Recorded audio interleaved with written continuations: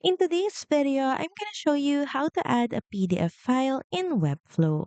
So start by opening up your project in Webflow Designer, then go to the Assets panel. So you can see it in the left panel, so simply click on the icon. And here at the top, click on the Upload button. Now select your PDF file in your computer. And once your PDF file is uploaded in the Assets panel, all you have to do is click on the three dot icon beside it and copy the link.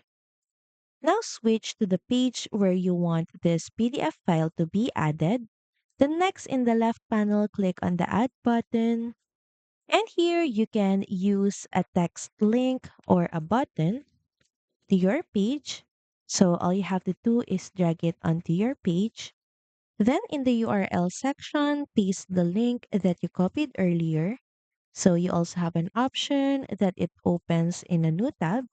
And if you see a preview, now here, when the users click on this button, they will be redirected to your PDF file and they can view and download it.